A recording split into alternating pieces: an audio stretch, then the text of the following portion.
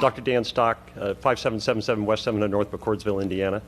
To address your comment about, gee, it's hard to believe we're 18 months into this and still having a problem, and I would suggest the reason we still have a problem is because we're doing things that are not useful, and we're getting our sources of information from the Indiana State Board of Health and the CDC, who actually don't bother to read science before they do this. I'm actually a functional family medicine physician. That means I am specially trained in immunology and inflammation regulation, and everything being recommended by the CDC and the State Board of Health is actually contrary to all the rules of science. So things you should know about coronavirus and all other respiratory viruses: they are spread by aerosol particles, which are small enough to go through every mask. By the way, the literature that supports all of that is in a flash drive that we presented to you. It's been given to the Secretary. As a matter of fact, it quotes at least 3 studies sponsored by the NIH to that exact fact, even though the CDC and the NIH have chosen to ignore the very science that they paid to have done. That is why you keep struggling with this, is because you cannot make these viruses go away. The natural history of all respiratory viruses is that they circulate all year long, waiting for the immune system to get sick through the winter or become deranged, as has happened recently with these vaccines, and then they cause symptomatic disease. Because they cannot be filtered out, and they have animal reservoirs, and this is a very important point, no one can make this virus go away. The CDC has managed to convince everybody that we can handle this like we did smallpox, where we could make a virus go away. Smallpox had no animal reservoirs. The only thing it learned to infect was humans. That's why we were able to make that virus go away. That will not happen with this any more than it will with influenza, the common cold, respiratory syncytial virus, adenoviral respiratory syndromes, or anything else that has animal reservoirs. So the reason you can't do this is because you're trying to do something which has already been tried and can't be done. Equally important is that vaccination changes none of this, especially with this vaccine. And I would hope this board would start asking itself, before it considers taking the advice of the CDC, the NIH, and the State Board of Health, why we are doing things about this that we didn't do for the common cold, influenza, or respiratory syncytial virus. And then ask yourself, why is a vaccine that is supposedly so effective having a breakout in the middle of the summer when respiratory viral syndromes don't do that?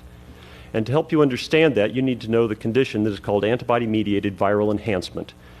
That is a condition done when vaccines work wrong, as they did in every coronavirus study done in animals on coronaviruses after the SARS outbreak, and done in respiratory syncytial virus, where a vaccine used in a vulnerable individual done the wrong way, which cannot be done right for a respiratory virus which has a very low pathogenicity rate, causes the immune system to actually fight the virus wrong and let the virus become worse than it would with native infection.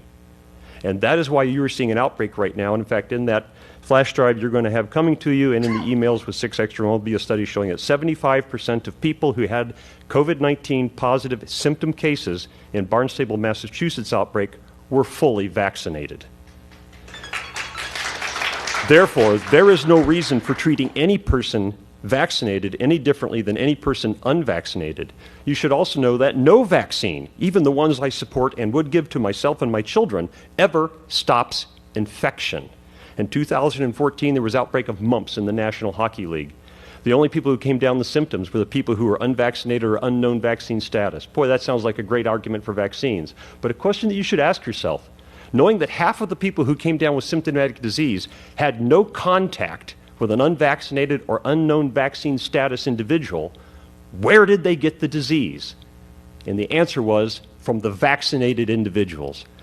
No vaccine prevents you from getting infection. You get infected, you shed pathogen. This is especially true of viral respiratory pathogens. You just don't get symptomatic from it. So you cannot stop spread. You cannot make these numbers that you've planned on get better by doing any of the things you're doing, because that is the nature of viral respiratory pathogens. And you can't prevent it with a vaccine because they don't do the very thing you're wanting them to do. And you will be chasing this the remainder of your life until you recognize that the Center for Disease Control and the Indiana State Board of Health are giving you very bad scientific guidance. And instead, read the articles that are going to come on the email and are on this flash drive, and listen to the people in this audience here tonight who actually have recognized the advice they are getting from the CDC and the NIH is counterfactual. And that's why you're still fighting this with this vaccine that supposedly was going to make all of this go away, but has suddenly managed to make an outbreak of COVID-19 develop in the middle of the summer when vitamin D levels are at their highest. By the way, the other thing that would be necessary any vaccine restriction to be considered is if there were no other treatment available. And I can tell you, having treated over 15 COVID-19 patients, that between active loading with vitamin D, ivermectin, and zinc, that there is not a single person who has come anywhere near the hospital. And we already have studies that show that if you achieve a 25 hydroxyvitamin D level greater than 55, your risk of COVID-19 death will drop down to 1/4 of the population average for the United States. And there are active treatment trials included on that flash drive that show the same is true.